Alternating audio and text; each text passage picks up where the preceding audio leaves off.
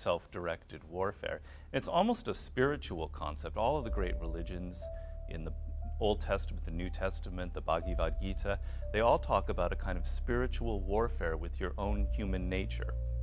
And I talk about there in the first part of the book that you're at war with certain parts of your mind that constantly present obstacles. And you could know all of the strategies, you could have a lot of knowledge, but if you don't fight these mental habits, none of it's worth nothing.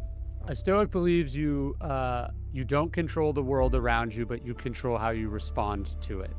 And so Stoicism is this way of responding, or this framework for responding, that's built around the cardinal virtues of courage, self-discipline, justice, and wisdom. And the idea, and this is my first book on Stoicism, was called The Obstacle is the Way. It's based on, I think, the essence of Stoic philosophy being that every situation you're in is an opportunity for virtue. So the more trying, the more difficult, the more painful, the more whatever that situation happens to be for you, the more it calls from us one or all of those four virtues. Yes, I mean, this is the liberating part of warfare. When it's a very brutal, ruthless arena of war, and when a general loses a war, nobody cares about his good intentions. All they care about are the results. And so I'm saying in life, it's not a question of beating yourself up and saying, why did I do this? Why did I do that? It's a matter of being more realistic. And if you begin to think of yourself as the master of your own destiny, you're the master strategist, commanding your own army, it's actually a very empowering, liberating idea, as opposed to something where you just sort of beat yourself down and get down on yourself.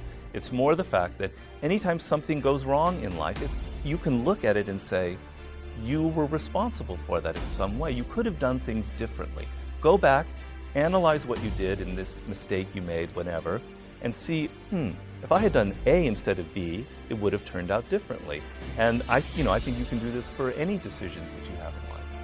And so, yeah, you can choose. This is the idea in Stoicism, that you don't choose the situation, but you choose the story you tell yourself about it. So you can suffer the shipwreck, metaphorically or otherwise, and say, I've been singled out, I've been mistreated by fate or fortune or God, a tragedy has befallen me, I can never recover, this is awful.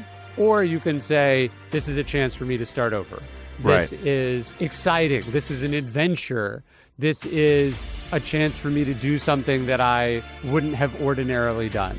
And so Stoicism is really that choice. So it's interesting that people think Stoicism is passivity or resignation, but it's really only passivity or resignation in that one singular moment as to whether you're going to argue about whether something has happened or not, right?